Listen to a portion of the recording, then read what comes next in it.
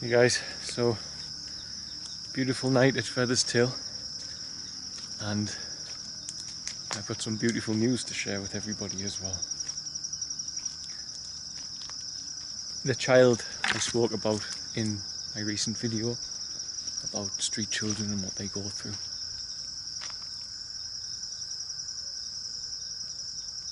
The child I lost to the streets made his way back to Chira.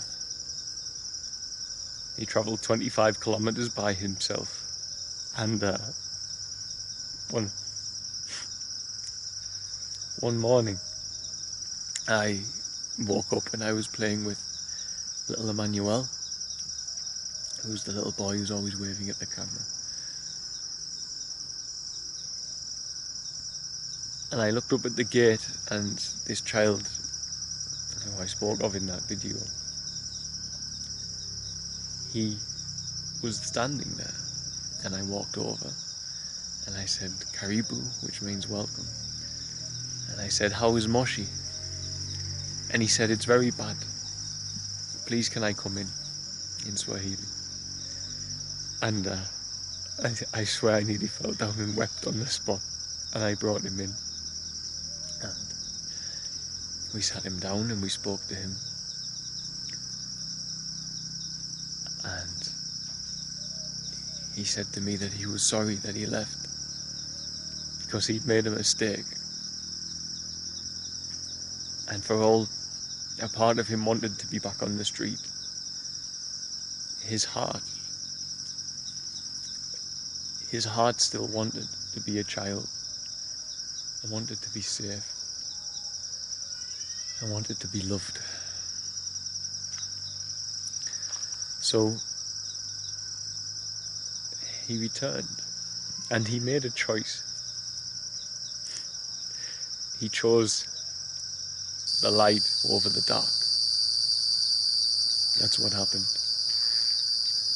He chose light over dark. A choice, this light, a choice many of us have in life, throughout life. We all have that choice, often daily.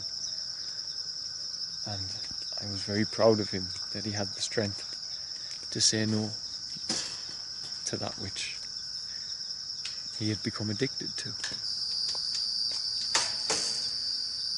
Now, something about street boys like this that you have to realise is being in the centres is often difficult for them. Being on the street, they're getting raped and abused and assaulted, and taught to do dark things. And they have to deal with that psychologically and emotionally, and then when they go to a centre, their coping mechanisms, often in the form of drugs, of any form, are taken away from them. And often the pain becomes so great that they go back to medicating themselves on the streets, knowing that the abuse will still continue. And you can't force a child here by the law. If a child is 15, if a child is 12, 13, 14, 15, you can't force them to be in your care. You can't do that. And you can't keep them by force either, so they can run away. Which is what he was going to do anyway. Which is what he did, so I had to let him go back. But he's back. He came back. He came back to us. And he's currently staying at Feather's Tail. It's been an exhausting week because of him, but I have never been so happy to have a child back in our care as I have been with this boy, because I just thought he was gone and lost. Physically, emotionally, mentally and spiritually, I just thought he was gone. I thought, that's it, we've lost. I thought we'd failed him. We were so happy to have him back, in fact, that night we threw a party for him. It was the first party he's ever had. It wasn't a big deal, we just got them some treats, some cashew nuts and local chips and things like this, and some biscuits and just treats that you would never normally get here as a Tanzanian child. And we watched Tom and Jerry on a laptop, and this was his welcome home party. And I couldn't help but feel that I was living a parable that Jesus had spoke of the prodigal son. The prodigal son who was dead but was now alive because he'd chosen to come back to his family instead of indulging in a life of riotous living. This is what he chose. He chose family life over that world. But initially that world tempted him away from this because it was what he wanted and what he was used to.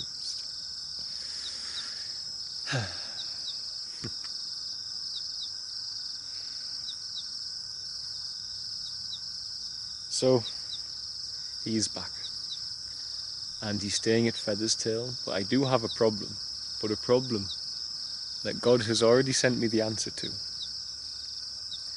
A child with this background, any children with this background, which we are investigating some of the other children we have here at the moment, because not all might be as honest as this one was about what's gone on. It's quite likely that most of them have gone through this and some are not telling us. Those who have been living on the streets of Moshi, I mean, for some time. So Feather's Tail is home to a great many vulnerable children, disabled children. So legally we cannot mix such children with those children. So he's staying in a separate house on the land, and of course we are building a separate larger home anyway, but we do need to separate this in a bigger way. These boys and girls who were raped and abused every day for years on end, months on end, even just for a week or whatever, they're different in the mind, and they require a lot of specialist care, and they require to be able to speak freely about it. And we don't want them to speak freely about it with children who haven't endured that. We don't want that. Because psychologically, for those who have never heard of such things, it's a bit much. It's even a bit much for some of the staff here to tell them what's going on in the town. It's a bit much for me to hear it from a child's mouth, but someone's got to do this, so you've got to listen to it. It's certainly too much for a child to endure. But I'm going to do another video to tell just how God did answer our problem.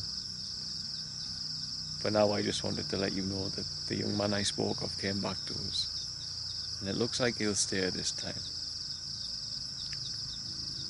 As I say, it's a lot like the prodigal son. So. Okay, just wanted to let you all know that anyway. I know many of you will have been worried about it. So. Much love, guys. Bye. And he said unto him, Son, thou art ever with me, and all that I have is thine. It was meet that we should make merry and be glad. For this thy brother was dead,